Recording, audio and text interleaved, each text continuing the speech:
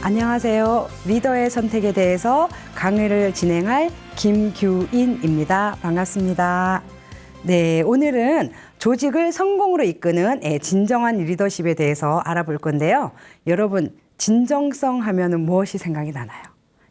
우리 모든 사람들은 진정성 있는 사람, 진실한 사람, 이런 사람들을 좋아하잖아요. 그죠? 그런 분들과 함께 하고 싶고, 소통하고 싶고, 그런데, 그것 중에서 우리는 특히 리더라고 하면 정말 진정성 있는 그러한 리더들을 원합니다. 그렇죠. 그죠? 그런데 진정성 뒤에 숨어 있는 진실이 있어요. 무엇이냐 하면, 어떤 사람도 거울을 보면서 자기 자신이 나는 진정성 있다라고 말하지 않는다라는 거죠. 그 진정성이라는 것은, 누군가, 내가 말하는 것이 아닌, 누군가가, 우리 그 조직원들이, 우리 리더는 정말 진정성 있는 사람이다 라고 인정해 주는 거죠.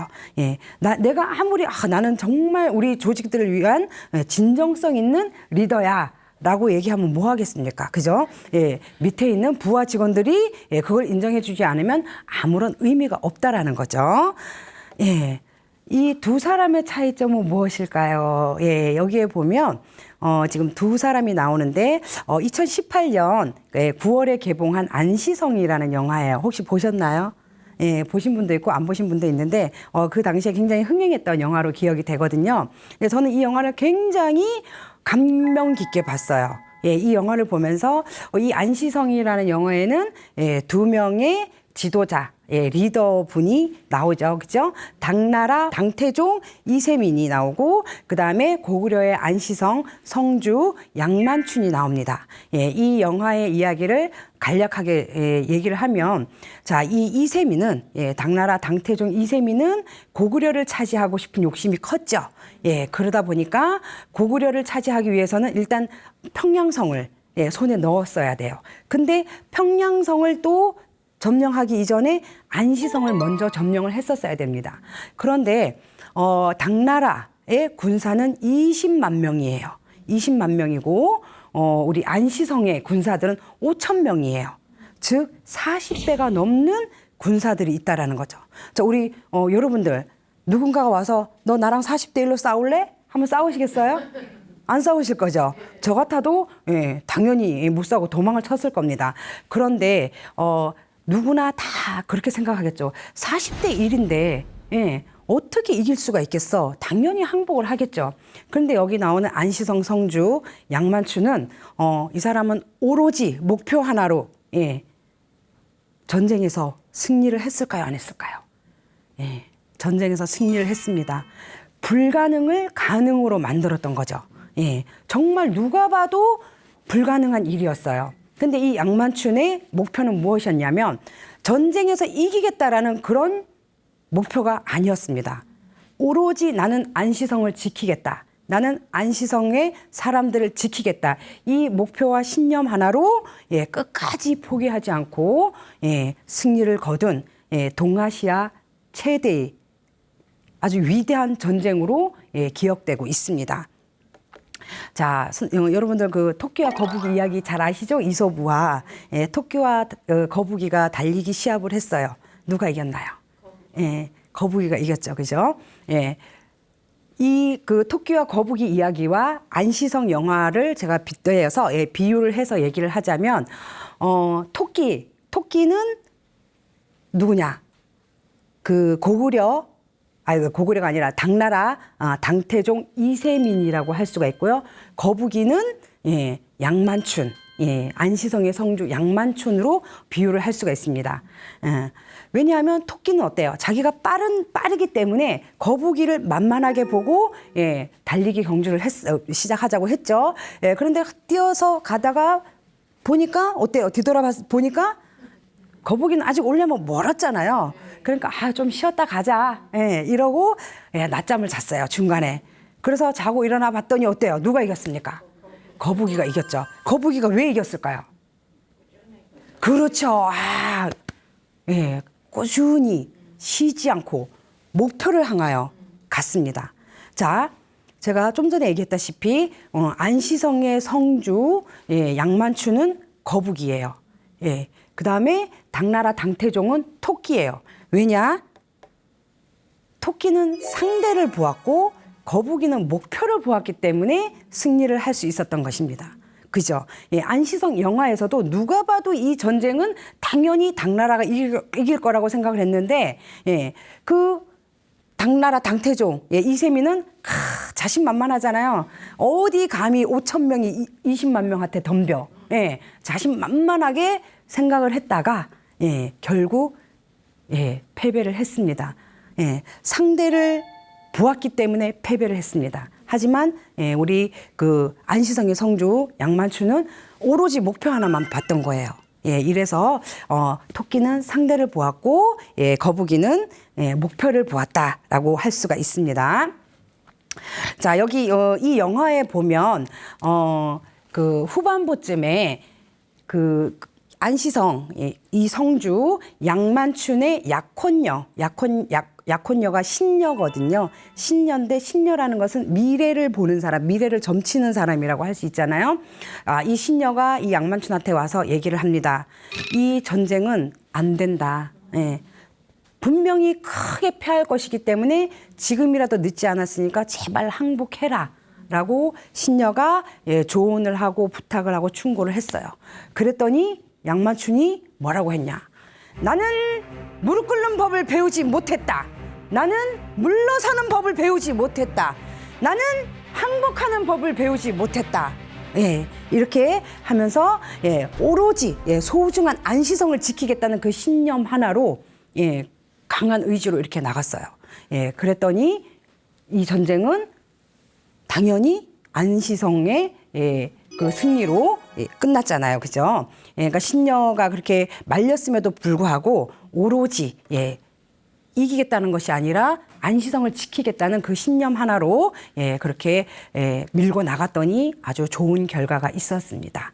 예, 어찌 무릎 꿇는 법을 배우지 못했겠습니까? 그죠? 예, 하지만 예, 그런 신념이 예, 그렇게 위대한 그 전쟁을 승리로 이끌지 않았을까 예, 생각이 듭니다. 자, 여기 이 두 사람의 차이점은 뭘까요? 제가 좀 전에 이 두 사람의 차이점은 뭘까요? 라고 얘기를 했잖아요.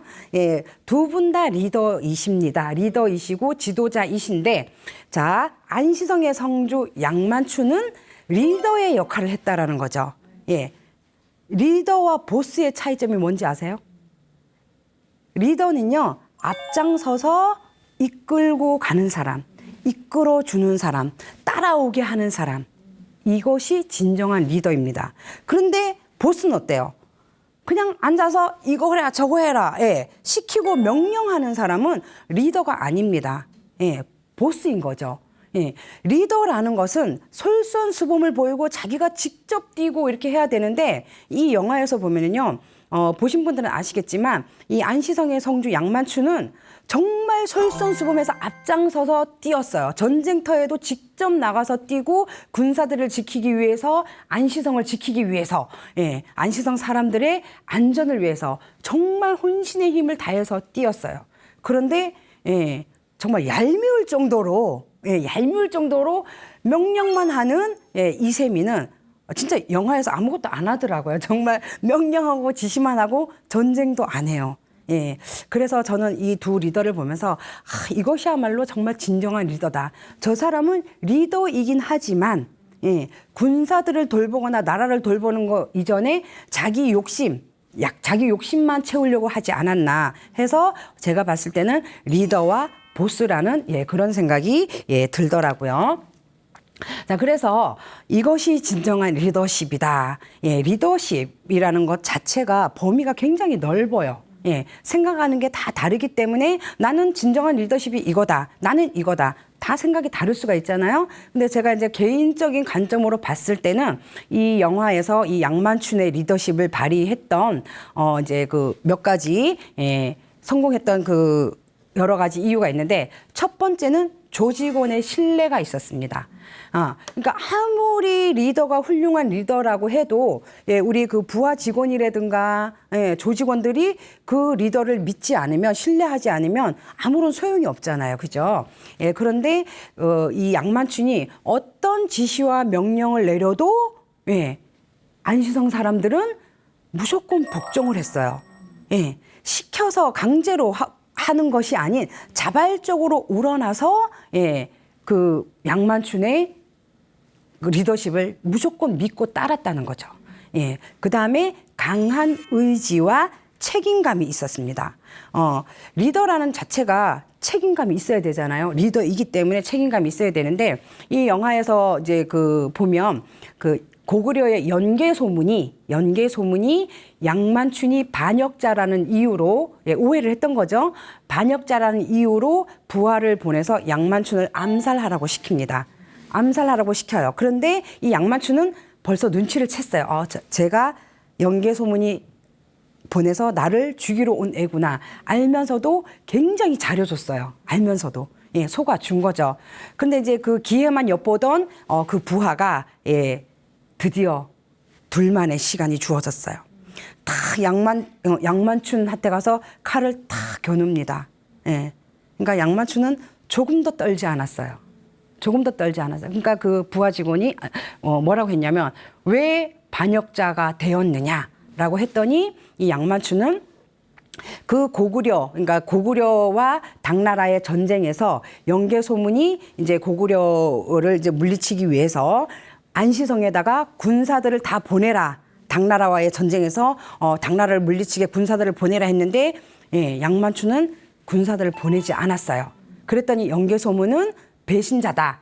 반역을 했다. 그래서 연개 소문이 이제 그 안시성의 성주 양만춘을 미워했던 거죠. 그래서 이제 반역자란 이유로 죽이라고 했는데 이게 칼이 딱 들어오니까 나는 전쟁보다도 소중한 것이 우리 안시성 사람들의 목숨이다.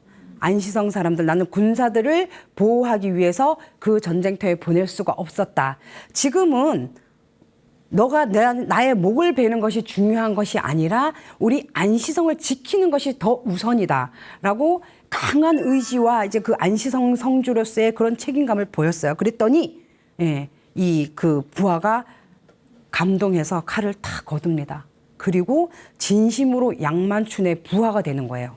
양만춘을 하려고 왔는데 지켜봤더니 이 사람의 리더십이 와 정말 그 사람의 마음을 감동시키는 그런 리더십에서 그 사람이 부하가 암살하려고 왔던 부하가 양만춘의 제자가 되는 거죠.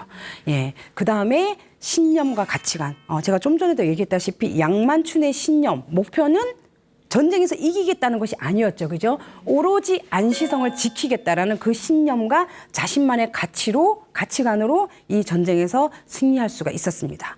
그 다음에 믿음이 있었어요. 물론 조직원들의 신뢰가 있었지만 이 믿음은 뭐냐면, 이제 영화 후반부에 그 안시성이 이제 군사들의 무기가 다 떨어졌어요. 무기가 떨어지면 전쟁을 할 수가 없잖아요. 그러니까 무기가 다 떨어진 상황에서 이제 위급한 상황이 온 거예요. 그런데 이제 그 안시성의 양만춘이 큰 결심을 합니다. 그 아까 목을 베러 왔던 그 부하에게 시켜서 신궁을 가지고 오라고 시킵니다. 그 신궁이 뭐냐면 그 신궁이 주몽신만이 쏠 수 있는 주몽신만이 쏠 수 있는 활이라고 하더라고요. 아무나 쏠 수 있는 것이 아니라고 하더라고요. 그래서 그 부하가 그 주몽신만이 쏠 수 있는 활을 어떻게 쏘겠느냐 그랬어요. 그랬더니 그래도 가지고 오너라 했어요. 마지막 수단을 써보려고 했던 거죠. 이제 무기가 떨어졌으니까 어떻게 해요? 그러니까 급하니까 그 신궁을 가져오라고 했어요. 그래서 이제 그 신궁을 가져와서 그 쏠려고 하는데 정말 제가 봐도 너무 이게 제가 활을 안 써봐서 모르겠는데 굉장히 이게 당겨지는 게 힘든가 보더라고요. 아무리 당겨도 이게 잘 당겨지지가 않는 거예요. 그래서 온 힘을 다해서 저도 막 아슬아슬해요. 이걸 안 당겨지면은 정말 무기도 없고 굉장히 급박한 상황이다라는 거 저도 이제 실감을 했거든요. 그래서 이제 이거를 힘껏 당기고 했는데 몇 번 이렇게 당기다가 실패하고 했어요. 그런데 마지막 활을 쏘기 위해서 이 사람은 어떤 믿음이 있었냐면 이 전쟁에서 이기게 해주세요가 아니라 고구려 신이시여 제발 이 전쟁을 멈추게 해주십시오. 이기게 해달라는 게 아니에요. 멈추게 해주십시오. 이 전쟁이 멈춰야 당나라 군사도 살고 왜 안시성 군사도 사는 거 아니겠습니까? 그죠? 그러니까 제발 멈추게 해 주십시오. 고구려 신이시여 막 이러면서 이제 그 간절히 기도를 해요. 그러면서 자기에 대한 믿음, 나는 쏠 수 있다. 확신, 자기 확신, 자기에 대한 믿음과 그 다음에 고구려 신에 대한 믿음과 그 다음에 군사들의 믿음, 예, 그걸로 딱 썼는데 맞췄을까요? 안 맞췄을까요? 맞췄겠죠, 그죠? 예, 맞췄습니다. 어디를 맞췄냐? 힘껏 당겨서 딱 쏜다 칼이 쫙 날아가더니 예, 당나라 이세민의 눈을 정통으로 딱 쐈어요. 예, 이거 역사에도 나옵니다. 딱 쐈어요. 예, 그 끔찍한 장면이 이제 영화에도 다 나왔는데, 자, 이렇게 딱 이제 쓰러졌죠. 그때 때마침 연개 소문이 고구려 군사들을 이끌고 예, 같이 전쟁에 합류하러 옵니다. 왜냐하면 그 부하가 가서 간곡하게 부탁을 했어요. 지금은 안시성도 고구려고, 예, 그다음에 평양성도 고구려이기 때문에 우리는 고구려를 지키는 것이 중요한 거지. 고구려를 지키기 위해서는 당나라를 쳐야 되지 않느냐 하고 부하가 가서 간곡하게 부탁을 했어요. 그래서 이제 설득을 해서 연개소문이 예, 군사를 이끌고 왔죠. 예, 근데 이제 그 전에 이미 벌써 여기 딱 활을 맞은 거예요. 그래서 그 이세민이 딱 이제 쓰러지면서 후퇴를 예, 명령을 합니다. 후퇴라고 이제 명령을 해요. 예, 그래서 이제 고국으로 돌아가서 이 당나라 당태종이 3년 있다가 예, 죽었다고 합니다. 그 병으로 인해서 3년 있다가 죽었는데 죽으면서 한 유언이 아주 예, 참 마음에 들더라고요. 돌아가시면서 죽으면서 유언 한마디를 남겼대요. 다시는 고구려를 침투하지 말아라. 쳐들어가지 말아라. 진짜 대단하지 않아요? 예. 당나라가 예, 그렇게 해서 유언을 남기고 예, 돌아가셨다고 합니다. 예, 그러한 믿음, 그 다음에 전략과 전술. 우리는 뭐 어떤 일에 있어서도 예, 기업이든 어떤 조직이든 뭐 군대든 전략과 전술이 필수잖아요. 목표를 위해서는. 그 전략과 전술, 어떤 전략과 전술이 있었냐면, 자, 이 그 양만춘이 시리에 빠졌어요. 왜냐하면 이제 그 몇 번의 전쟁에서 자꾸 이제 후퇴하고 하다가 이제 그 당나라 당태종이 이제는 한 번에 무너뜨리자 해가지고 엄청난 토성을 쌓았어요. 엄청난 토성을 쌓아서 안시성을 무너뜨리겠다고 이제 선언을 하고 예, 막 그 엄청나게 큰 토성을 짓기 시작했어요. 그러니까 이제는 질 수도 있겠다. 정말 안시성을 뺏길 수도 있겠다. 이런 생각에 시리에 빠졌어요. 군사들은 물론이고, 예, 이 그 양만춘도 물론이고, 예, 그렇게 이제 시리에 빠져서 고민을 하고 걱정을 하는데, 자, 이제 양만춘이 마을을 이렇게 다니면서 마을을 돌보면서 이렇게 보고 있는데, 어떤 장면을 봤냐면 어린아이들이 막 모여서 모래놀이를 하는 거예요. 모래장난을. 그래서 그걸 이렇게 내려다 봤어요. 내려다 봤더니 아이들이 우리 모래성 쌓아봐서 아시잖아요. 모래를 막 모아서 어때요? 손을 탁 올리고 모래를 막 쌓죠. 예. 그리고 안 무너지면 막 이렇게 튼튼하게 쌓아요. 자, 손을 뺐습니다. 이거 어떻게 되나요? 와르르 무너지겠죠. 예. 튼튼하게 짓는다고 지었는데 손을 빼는 순간 이 아이들이 쌓은 모래성이 와르르 무너지는 거예요. 즉 밑에 있는 기둥이 빠지니까 무너지는 거예요. 그래서 바로 이거다. 예, 아이디어를 얻은 거죠. 그래서 어떤 전략과 전술을 했냐면 그 커다란 그 토성에 밑에 땅굴을 파서 토성 밑에 땅굴을 파서 그 기둥을 세운 다음에 그 기둥을 확 잘라버리면 토성이 무너지겠다. 이런 전략과 전술을 짰던 거예요.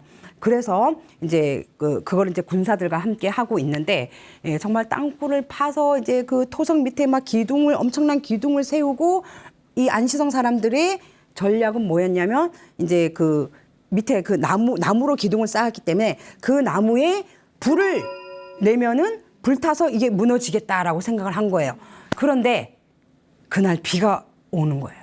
비가 오니까 어때요? 그 나무들이 다 젖은 거예요. 그러니까 불이 안 붙는 상황이 왔어요. 그래서 또 막 고민을 하고 있는데 자, 군사들이 자진해서 자발적으로 성주님 이거는 저희들이 손으로 그러니까 도끼로 다 이 기둥을 무너뜨리겠습니다. 그러니까 물이라고 말리는 거죠. 물이라고 말리고 목숨이 위태로울 수도 있다라고 말림에도 불구하고 군사들이 우리는 성주를 믿습니다. 안시성을 지키기 위해서 우리는 할 수 있습니다라고 이제 하면서 엄청난 그 토성 밑에 있는 땅굴을 파서 기둥을 세운 그거를 정말 일일이 도끼로 군사들이 치는 거예요. 예, 와, 저 과연 사람 힘으로 저게 가능할까? 예, 얼마나 힘들까? 이런 생각이 들었어요. 그런데 예, 정말 그 기둥을 싹 자르니까 당연히 토성이 와르르 무너진 거예요. 예, 그러한 전략과 전술이 또 있었습니다. 그 다음에 솔선수범이 있었죠. 어떤 리더도 솔선수범하지 않으면 예, 아래 부하들이 따르지를 않잖아요. 예, 예를 들어서 뭐 이거 해 저거 해. 그럴 때 부하들이 뭐 해요? 자기는 안 하면 뭐라 그럽니까? 속으로 너나 잘하세요. 그러잖아요. 그죠? 예, 그런데 이 양만추는 예, 이 영화의 시작부터 끝나는 순간까지 정말 솔선수범이 돋보였어요. 예, 이 모든 것들이 양만춘의 희생과 헌신이 없었다면 예, 이루어낼 수 있었을까라는 예, 그런 생각이 들게 하는 그런 영화였습니다. 예, 나는 리더인가 이제 본격적으로 예, 시작을 해보겠는데요. 나는 리더인가? 예, 우리 여러분들 다 리더이시죠? 아, 대답을 못 하시네요. 제가 여러분들 다 리더시죠? 하고 물으면 아유, 내가 무슨 리더요? 나 회사 사장도 아닌데 막 이래요. 예, 회사 사장님만 리더입니까? 아니에요. 우리 모두는 누구나 다 리더입니다. 예, 다 누구나 리더예요. 왜? 나 혼자 나를 잘 데리고 살기 위해서는 내가 나를 잘 이끌어 가야 될 거 아니에요. 나 하나를 다스리는 것도 리더이고요. 그 다음에 남편과 아내, 예, 가정. 남편과 아내도 아내로서의 리더 역할이 있고 남편으로서의 리더 역할이 있습니다. 자, 우리 선생님들 결혼하기 전에 왜 결혼을 하셨어요? 대부분 결혼하는 사람들이 처음에 결혼할 때 아, 이 사람이라면 내 인생을 맡겨도 되겠다. 아, 이 사람이라면 우리 가정을 잘 이끌어 줄 수 있겠다. 이러한 믿음 때문에 결혼하셨죠. 아니에요? 예. 아니, 대답을 안 하셔가지고. 예. 왜냐하면 우리가 다 속아서 결혼하잖아요. 결혼해봐서 아시겠지만. 예, 그런데 정말 이 사람이라면 내 인생을 맡겨도 되겠다. 이 사람이라면 우리 가정을 잘 이끌어주겠다. 이러한 믿음 때문에 결혼을 하신 거예요. 예. 뭐 우리 그냥 난 무조건 뭐 끌려와서 결혼한 거 아니잖아요. 나의 선택이었잖아요. 리더의 선택이었단 말이에요. 예, 그렇게 해서 결혼을 하고 아이를 낳고 그죠? 예, 가정을 이루고 그러니까 처음에 나 하나를 다스리는 리더. 그다음에 우리 부부를 다스리는 리더. 작게는 가정을 다스리는 리더. 그다음에 사회에 나가서 직장에서의 리더. 그다음에 사회에서든 국가에서든 예, 리더의 역할을 또 해 나가는 겁니다. 우리 모두는 누구나 다 리더예요. 나 데리고 살기, 나 잘 먹고 잘 살아야 되잖아요. 예, 그렇기 때문에 나 하나를 잘 이끌어가는 것도 나기 때문에 누구나 다 리더가 될 수가 있습니다. 예. 그러니까 나는 리더라고 그러면 저는 뭐 회사 사장도 아니고 리더가 아니라고 예, 막 그렇게 얘기를 하는데 제가 에피소드 하나 얘기를 해드릴게요. 제가 이제 그 학생들 상대로 이제 강의를 하러 나갔던 적이 있어요. 이제 아마 중학생이었던 것 같아요. 예, 전교생 한 500명, 600명 정도 이제 강당에 앉아 있는데 이제 그 강의를 하면서 제가 도중에 학생들한테 물어봤어요. 여러분 집에서 서열 1위가 누구예요? 하고 물어봤어요. 학생들이 뭐라고 대답했을까요? 엄마라고 했을까요? 아빠라고 했을까요? 맞습니다. 예. 딱 2명만 우리 집의 서열은 아빠예요. 우리 집의 서열 1위가 아빠인 사람 손 들어봐야 했더니 딱 2명 손 들더라고요. 그다음에 우리 집 서열 1위가 엄마인 사람 손 들어봐야 했더니 그 2명 빼고 다 들었어요. 예, 이게 웃을 일이 아닙니다. 예, 그러니까 어떻게 보면 여자들이 뭐 기가 세서 이렇게 생각할 수도 있는데 전혀 아니에요. 엄마로서의 역할, 엄마로서의 리더가 있고 또 아빠는 아빠로서의 리더 역할이 있는 거예요. 자, 엄마들은 대부분이 어때요? 대부분이 우리 가족의 살림을 맡아서 이끌어가는 사람, 우리 가족의 안녕과 행복을 위해서 이끌어주는 사람. 예. 정말 중요한 리더 역할 아니겠어요? 예, 그렇기 때문에 우리 선생님들 여러분들은 하나하나 모두가 정말 중요한 리더입니다. 예, 진정한 리더인가?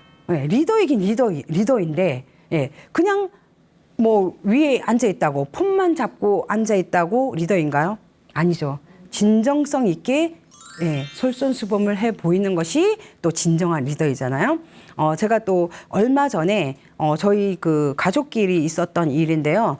저는 여기서 이제 또 깨달음이 하나 있었어요. 어떤 일이 있었냐면 이제 저희는 뭐 식구가 많지 않아서 보통 어디 갈 때 한 차로 다 움직이거든요.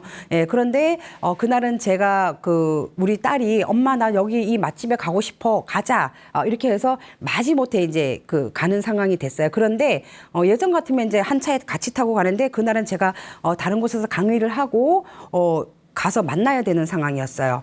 그러니까 이제 우리 딸아이도 차를 가져오고 저도 차를 가져갔죠. 예, 그래서 이제 재미있는 시간, 즐거운 시간을 보내고 이제 집으로 돌아오는데, 자, 얘가 초보 운전이에요. 이제 면허증 딴지 몇 달 되지도 않았어요. 근데 원래 초보 운전자들이 겁이 없잖아요. 예. 그러니까 이제 막 운전이 재밌기는 재밌는 거야. 운전이 하고 싶은 거야. 어디 가고 싶은 거야. 그래서 이제 오는 길에, 제가 앞에 운전을 하면서 엄마만 따라와. 라고 했어요. 예. 근데 요즘 내비게이션이 다 있기 때문에 내비게이션이 안내하는 대로 가면 되지만 이 초보 운전자들은 앞에 봐야지 내비게이션 봐야지 이게 멀티가 안 되거든요. 예, 그래서 엄마만 따라와 했어요. 그러니까 이제 쭉 가는데 엄마만 따라오더라고요. 근데 얘가 속도를 못 내니까 어때요? 다른 차가 자꾸 끼어드는 거예요. 예. 그래서 저는 또 어때요? 우리 아이가 따라올 수 있게끔 또 이쪽 차선으로 가서 우리 아이가 여기 또 내 차 앞으로 올 수 있게끔 확보를 해준 거예요. 그럼 우리 아이가 또 쭉 가다가 엄마가 비켜줬네? 딱 이렇게 들어온 거예요. 근데 이제 가다가 한 1km 앞에서 이제 우회전을 해야 되는 상황이에요. 이제 우회전을 해서 고속도로를 타야 되는 상황이에요. 근데 이 아이가 아직도 1차선에 있는 거예요. 예. 지금 빨리 차선을 바꿔서 우회전을 해야 되는데 초보 운전이다 보니까 차선을 못 바꾸잖아요. 계속 얘가 1차선에 있는 거예요. 그래서 내가 2차선에 가서 이렇게 깜빡이 켜서 따라오라고 해도 못 들어오는 거예요. 이제 큰일 났어요. 예, 내가 얘를 이제 안전하게 이끌어 주지 않으면 얘는 지금 혼자 부산에 가게 생겼어요. 지금. 예, 그래서 제가 확보를 해서 또 비켜주고 또 가서 비켜주고 이렇게 해갖고 안전하게 4차선까지 가서 우회전을 했어요. 그 우회전 못했으면 얘는 혼자 부산 가야 돼요. 예. 그래서 제가 오면서 사실 불안하잖아요. 예. 아이가 이게 초보 운전인데 혹시라도 잘못해서 사고 나면 어떡하나 싶어서 불안하기도 한데 엄마만 믿고 따라와. 따라오기는 따라오는데 이게 초보다 보니까 이게 잘 안 되잖아요. 그래서 안전하게 집에 와서 딱 생각을 한 게 깨달은 교훈이 있어요. 아, 리더는 내가 먼저 가본 길을 따라오게끔 믿고 따라오게끔 안내하는 자의 역할을 해야 되는구나. 예, 우리 다 뭐 가정에 아이들이 있으시겠지만은요, 우리가 먼저 살아본 엄마로서 이 세상에 태어나서 먼저 살아본 엄마로서 먼저 그 길을 가본 사람으로서 우리가 살다 보면 장애물이 상당히 많잖아요. 넘어야 할 장애물들이. 자, 그럴 때 제가 그 장애물이 어디쯤에 있으며 그 장애물을 피하려면 어떻게 해야 된다라고 알려주고 이끌어주고 따라오게끔 해야 되는 것이 리더가 아닌가라는 깨달음을 얻었습니다. 굉장히 많이 공감을 해주시네요.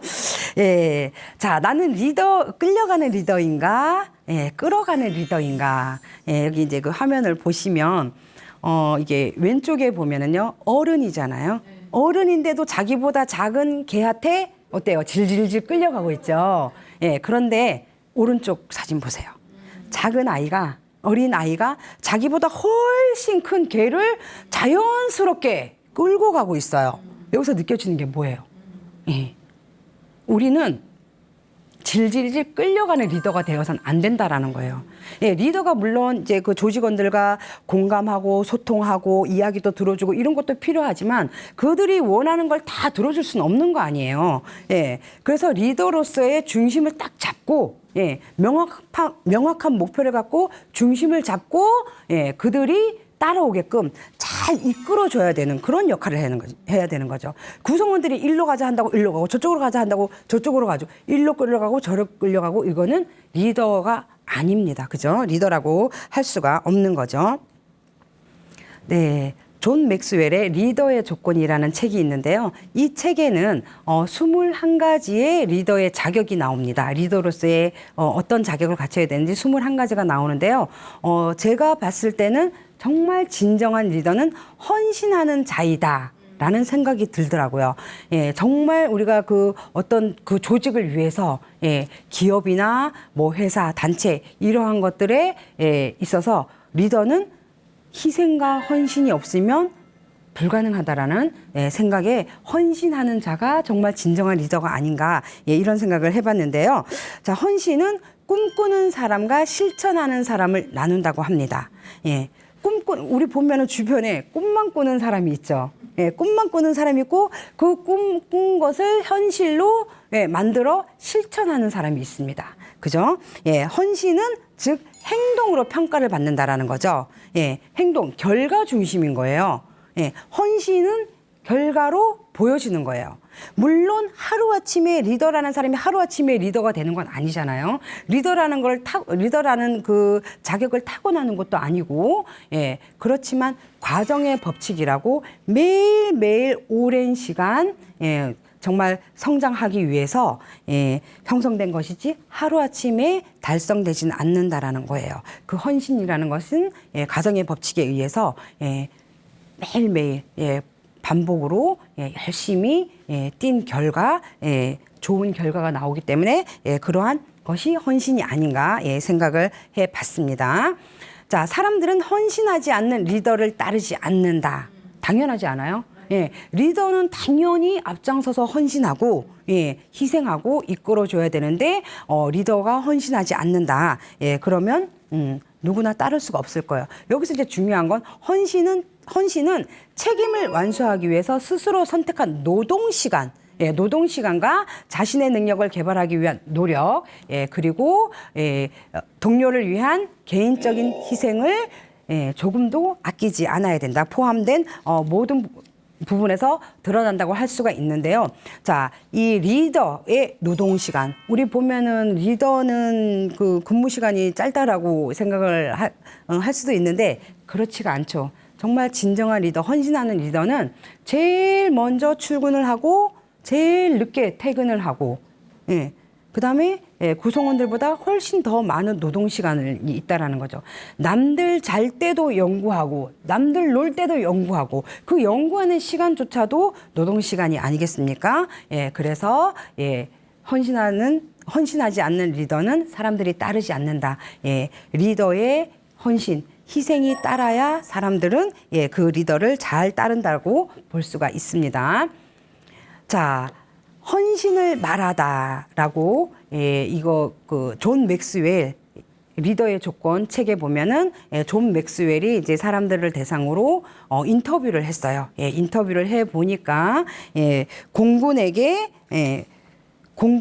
헌신이란 무엇이냐고 물어봤어요. 그랬더니 공군은 뭐라고 했냐? 무엇이 우리에게 다가올지라도 그것이 질병이든 가난이든 재난이든 어떤 경우에도 우리는 예, 목표에서 눈을 떼지 않는 것이라고 정의를 했어요. 예, 벌써 그 공군하면 군인이잖아요. 예, 군인들은 오로지 예, 목표 하나만 보고 그 목표를 향해서 간다라는 거죠. 자, 두 번째, 권투 선수는 헌신을 뭐라고 대답했냐 하면 예, 다운되었을 때 이를 극복하고 어때요?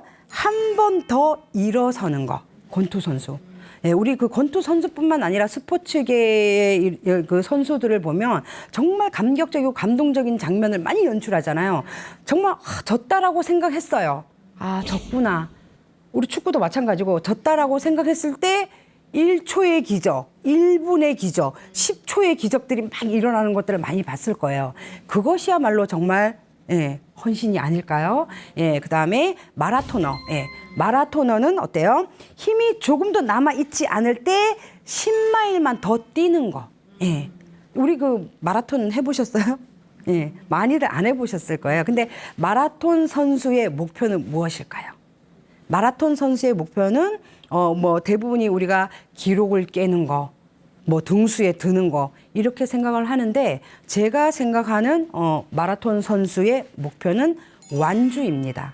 예, 50km든 60km든 예, 그 제한된 키로수를 포기하지 않고 끝까지 뛰어서 완주하는 거. 그것이 목표가 아닐까요? 그것이 헌신이 아닐까요?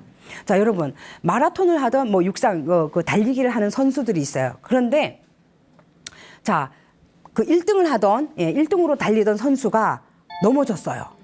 넘어지면 당연히 등수가 밀려지게 되겠죠. 그럼 뒤에 달려오던 선수들이 뛰어가서 1등을 하고 2등을 하고 3등을 하겠죠. 자, 여러분은 1등을 한 선수에게 박수를 치겠어요? 아니면 도중에 넘어져서 다시 일어나 끝까지 뛴 선수에게 박수를 치겠어요? 그렇죠. 사람들은요, 넘어졌다가 일어서서 포기하지 않고 끝까지 뛴 선수들을 향해서 환호를 하고 열광을 하고 박수를 쳐줍니다. 물론 1등하고 2등하고 3등하고 너무너무 잘했죠. 그런데 다시 한번 힘을 내서 끝까지 완주하는 거. 그것이 헌신이 아닐까 생각을 하고요. 그다음에 선교사는 뭐라고 했냐? 타인을 위해 자신의 편안함과 작별하는 거. 우리 결혼하는 동시에 나의 편안함과 작별하셨잖아요. 제가 뭐 농담으로 하는 얘기지만 그만큼 리더는 편할 날이 없다라고 합니다. 한순간도 긴장은 늦출 수가 없고 한순간도 편할 날이 없다. 리더는 걱정하는 사람이다 라는 말이 있을 정도로 리더는 편할 날이 없는 거예요. 자, 이 모든 것들, 이 인터뷰에서 헌신을 말한 이 모든 것들의 공통점은 바로 뭐냐? 행동이에요. 행동. 행동하지 않는 헌신은 없다라는 거죠. 자, 나는 어떤 유형의 사람인가? 여기에 보면 이제 4가지 유형의 사람이 나오는데요. 나는 어떤 유형의 사람인지 한번 체크해 보시기 바랍니다. 첫 번째, 쉽게 포기하는 자들. 쉽게 포기하는 자들. 우리 여러분은 뭐 절대 그럴 일이 없겠지만, 목표가 없고 헌신하지 않는 자. 쉽게 포기하는. 목표가 없으니 헌신할 필요도 없을 거 아니에요. 그러니까 뭐 쉽게 포기하는 거고. 자, 두 번째는 참여를 꺼리는 자들. 목표에 다다르는 방법을 몰라 헌신하는 게 무섭고 두려워요. 용기가 나지 않아요. 이런 분들 아마 주위에서 보실 수 있을 거예요. 그죠? 그렇다, 이런 분들은 어때요? 목표가 없거니와 목표가 있다고 해도 그 목표를 이루는 방법을 몰라. 꿈만 꿔 생각만 한다라는 거죠. 실천이 없다라는 거죠. 그러다 보니까 무섭고 두렵고 그냥 제자리 걸음만 하게 되는 거예요. 자, 세 번째, 낙오된 자들. 아마 가장 많은 유형이 아닐까 생각이 들어요. 세 번째, 낙오된 자들은 목표를 향해 출발을 해요. 출발은 하지만 이제 일이 힘들어지면 어때요? 결국 포기하게 되는 거죠. 포기하게 됩니다. 낙오된 자들이 많기 때문에 이 낙오된 자들의 특징이 뭐냐면 아예 그거 해보니까 별로야. 자기가 힘들어서 포기해놓고 그 일에 대해서 부정적인 생각을 하고 부정적인 말을 하는 거죠. 자기가 잘못한 걸 생각을 안 한다는 거죠. 그래서 그 낙오된 자들은 상당히 우리가 생각하는 것보다 상당히 숫자가 많아요. 이런 분들은 힘듦에도 불구하고 그럼에도 불구하고 어떻게 해야 돼요? 포기하지 않고 가야 되는 거잖아요. 그죠? 자, 마지막으로 총력을 다하는 자들입니다. 총력을 다하는 자들인데 아마 이분들이 가장 훌륭한 리더가 아닐까 생각이 들어요. 목표를 세우고 헌신하며 목표에 도달하기 위해 값을 치르는 사람. 여기서 말하는 값을 치르는 사람은요, 희생과 인내입니다. 그 어떤가 희생도 감내하고 값을 치르면서 목표를 향해 간다라는 얘기죠. 자, 리더십과 리더의 역할. 우리 이 책에 존 맥스웰 리더의 조건에 나온 리더십과 리더의 역할을 이런 식으로 정리를 했는데요. 좀 전에도 제가 얘기했다시피 리더와 리더십은 굉장히 범위가 넓기 때문에 사람마다 생각이 다 다릅니다. 그죠? 그런데 리더십은 사람들을 공통된 목표로 규합시키는 능력, 공통된 목표로 사람을 이끄는 것. 여기서 중요한 건 규합입니다. 규합. 혼자는 이루어낼 수 없다라는 거죠. 함께 협력을 해야만 가능하다라는 얘기죠. 그다음에 리더의 역할은 아이디어가 실제로 실행될 수 있게 실행과 관련된 프로세스, 자원, 조직 등을 실제로 정비하고 구축하는 자. 즉 모든 면의 본보기를 보이는 그런 역할을 해야 된다라는 얘기입니다.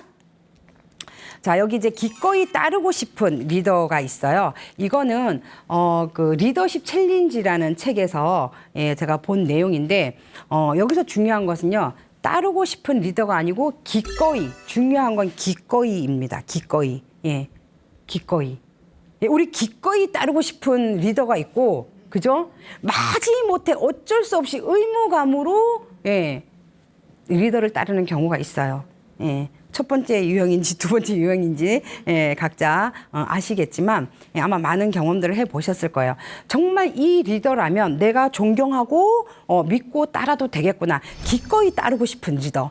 자, 보면은 첫 번째 정직한 리더입니다. 그 다음에 유능한 리더, 미래지향적인 리더, 그 다음 영감을 주는 리더예요. 자, 정직한 리더. 우리는 누구나 거짓말하는 거 싫어해요. 정직한 사람을 좋아하지 누가 거짓말하는 사람을 좋아하겠습니까? 특히 리더는 정직해야 돼요. 법을 꼭 지켜야 됩니다. 리더가 예를 들어서 그 어떠한 기업에서 기업은 이익을 목적으로 하잖아요. 이익을 목적으로 하지만 내가 그 이익을 얻기 위해서 만약에 소비자들을 속여요. 어떠한 꼼수로 속여요. 그러면 그 리더는 정말 정직하지 못하고 밑에 있는 부하 직원들이 우리 리더는 훌륭한 리더야 라고 존경할까요? 아니죠. 앞에서는 뭐 존경합니다 뭐 이렇게 할 수 있어요. 뒤에서는 우리 사장님이 우리 회장님이 뭐 이렇게 했다. 뒤에 가서 다 욕해요. 다들 욕해 보셨을 겁니다. 그렇게 정직한 리더를 우리는 기꺼이 따릅니다. 예를 들어서 이제 그 정직하지 못한 그런 리더 밑에서 일을 하는 업무를 보는 그런 직원들은요 자존감이 굉장히 떨어진다고 하더라고요. 자존감 자체가 내가 왜 이런 회사에 다니고 있지? 막 이러한 것들이 있다고 해요. 그다음에 유능한, 유능하다라는 것은 리더는 그 일의 전문 분야를 알고 있을 거 아니에요. 어느 날 갑자기 눈 떴는데 리더가 된 건 아니잖아요. 밑바닥부터 시작해서 차근차근 올라갔어요. 그러면 그 분야의 전문 분야에 아주 유능한 지식을 갖고 있을 거고요. 기술을 갖고 있을 겁니다. 그러면 직원들이 볼 때 우리 리더는 진짜 능력 있어. 정말 믿어도 돼. 이러한 것들이 있죠. 그 다음에 미래지향적인 제자리 걸음을 하는 것이 아닌 더 높은 곳을 향하여 끌어줄 수 있는 비전을 주는 그런 리더 밑에서 일을 한다라는 거죠. 그 다음에 영감을 주는 리더. 이 영감이라는 것은 즉 쉽게 말해서 감성이라고 표현을 할 수가 있는데요. 감성은 전염됩니다. 감성은 전염되잖아요. 어떻게 전염돼요? 예를 들어서 막 열정이 넘치고 에너지가 넘치고 긍정적인 사람 옆에는 그런 사람들이 있어요. 왜? 전염되거든요. 근데 우리 보세요. 막 부정적인 사람, 막 화 자주 내고 짜증내고 막 이런 사람들 옆에는 사람들이 별로 없잖아요. 왜? 그런 사람 옆에 있으면 나까지 괜히 기분이 나빠지잖아요. 나까지 괜히 기분이 나빠지기 때문에 리더는 조직원들에게 좋은 기운, 사기를 북돋아주고 희망을 주고 열정을 불어넣어주고 이러한 영감을 주는 역할을 해야 된다라는 거죠. 구성원이 기꺼이 따르는 존경받는 리더. 이거를 이제 간단하게 정리를 해보면요. 일단은 말에 신뢰를 담아야 하고 열정을 다해서 일을 해야 되며 다른 사람을 이끌 수 있는 지식과 기술이 있어야 된다. 좀 전에도 얘기했다시피 유능한 리더라는 거죠. 그다음에 자신이 이끄는 방향을 잘 알고 미래의 비전에 대해 믿음을 가져야 된다. 자, 우리가 뭐 예를 들어 리더가 여러분 나를 따르라 하고 따라와 한다고 무조건 따라가나요? 어디로 가는지 알아야 따라갈 거 아니에요. 물론 정말 신뢰하고 믿는 리더 밑에 있는 사람들은 나 믿고 따라와 하면 나 믿고 따라갈 수도 있어요. 그런데 어디로 가는지 무엇을 향해 가는지는 알아야 될 거 아니에요. 이런 비전을 줘야 된다는 거죠. 그다음에 미래에 대한 관점을 갖고 있어야 하며 흥분으로 가득 찬 가능성을 명확하게 표현할 수 있어야 돼요. 우리 기업에, 우리 사회에 어떤 가능성이 있는지 표현을 해야지 비밀이 아니잖아요. 혼자만 고이 간직하는 비밀이 아니잖아요. 그죠? 그래서 사람들은 리더가 현재 가는 방향을 안다고 확신할 때 그를 기꺼이 따른다는 거죠. 비전이 있는 그러한 것에. 그다음에 리더는 신뢰를 지키기 위해서 언제나 노력해야 됩니다. 한순간도 긴장을 늦춰서는 안 된다라는 얘기죠. 자, 여러분, 화면에 보시면 운이라는 글자가 있죠. 운 참 좋잖아요. 우리 모든 사람들은 운을 굉장히 좋아해요. 행운을 상당히 좋아합니다. 행운. 자, 우리 네잎클로바의 꽃말이 행운이잖아요. 그럼 세잎클로바의 꽃말은 뭡니까? 네, 행복입니다. 행복. 자, 우리 넓은 그 들판에 잔디밭에 갔을 때 이렇게 그 네이클로바들이 많이 있잖아요. 그런데 우리는 그 네이클로바를 찾기 위해서 수많은 세이클로바를 짓밟아요. 그죠? 그 하나를 찾기 위해서 찾기가 너무 힘들잖아요. 마치 그거 하나 찾으면 정말 나한테 무슨 복이 온다, 뭐 행운이 온다 이런 생각이 들 것처럼 굉장히 기뻐하는데 하나의 행운을 잡기 위해서 수많은 내 주변에 있는 수많은 행복들을 우리가 짓밟고 산다라는 걸 아셔야 됩니다. 예. 자, 운이라는 글자를 뒤집으면 뭐가 됩니까? 네, 그렇죠. 공이 됩니다. 예. 우리가 운을 받기 위해서는 그 일에 엄청난 공을 들여야 된다는 거죠. 그 일의 최고가 되고 싶고 그 일의 목표 달성을 하고 싶어요. 그러면 가만히 앉아서 감나무에서 감 떨어지길 기다리는 것이 아니라 공을 열심히 공들여서 운을 받으라는 얘기입니다. 예. 자, 이제 정리를 해볼게요. 우리 몇 년 전에 방영된 김사부 아시죠? 낭만 닥터 김사부 예, 의학 드라마인데 거기에서 이제 한석규 의사가 응급수술을 하려고 이제 대기를 하고 있었어요. 그런데 그 밑에 부하의 그 의사가 달려와서 하는 말이, 한석규 의사한테 하는 말이, 선생님은 지금 이 순간 좋은 의사입니까? 아니면, 최고의 의사입니까? 라고 질문을 했어요. 그랬더니, 한석규가 뭐라고 했냐? 굉장히 좀 감동을 받았습니다. 나는 최고의 의사도 아니고 좋은 의사도 아니다. 지금 이 순간 이 꺼져가는 목숨을 살리는 이 사람한테 필요한 의사이다. 정말 멋있지 않아요? 네. 이것처럼 자, 우리 세상의 모든 리더분들, 나도 리더라고 했잖아요. 이 세상의 모든 리더분들은요, 훌륭한 리더, 정말 좋은 리더, 이것보다는 사람들에게 필요한 리더가 됐으면 좋겠습니다. 꼭 그 사람들에게 필요한 나를 잘 이끌어 줄 수 있는 그러한 리더가 됐으면 하는 바람입니다. 오늘 강의는 여기서 마치도록 하겠습니다. 감사합니다.